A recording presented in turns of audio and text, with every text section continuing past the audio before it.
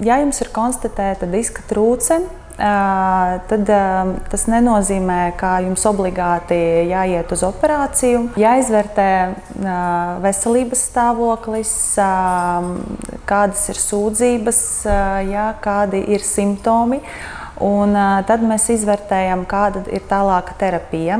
Nesen man atnāca pacients ar diagnozi diska trūce un ar sāpēm, gan miera stāvokli, gan pie kustībām.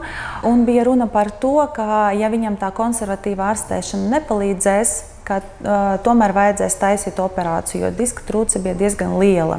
Jā, bet sākumā ķirurgs ieteica aiziet pie fizioterapeita, pamēģināt konservatīvu ārstēšanu, un ja nepalīdz, tad taisīt operāciju, jo cilvēks nevarēja strādāt, viņam bija traucētas ikdienas aktivitātes, un dzīves kvalitāte bija zema. Viņš fiziski bija neaktīvs, sēdošs darbs, un mēs sākam strādāt uz to primāru sūdzību, lai mazinātu sāpes, uzlabot muskuļu spēku un atvieglotu ikdienas aktivitātes. Nebija tādi plāni, ka viņam viss pāries un viss būs labi. Mēs skatījāmies, kā būs, kā ies.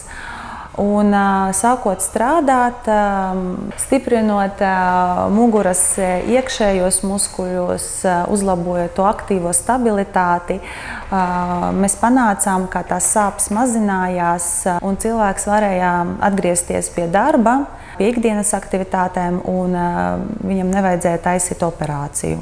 Tas prasīja laiku, jo, lai nostiprinātu muskuļus, nepietiek ar mēnesi vai diviem. Vajag minimums pusgads, lai uzlabojās aktivitāte.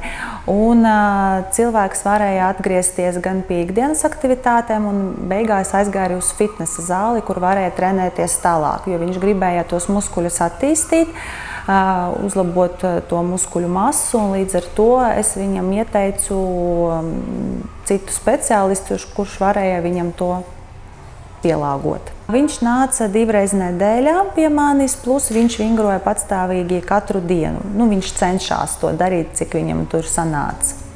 Stiprinot dziļos gan vēdera, gan muguras iekšējos muskuļus, mēs uzlabojam stabilitāti mugurām, līdz ar to mazinās slodze uz mugurkaula skriemeļiem. Ja mēs novēršam, lai tā trūce palielinās, un līdz ar to arī mazinās sāpes.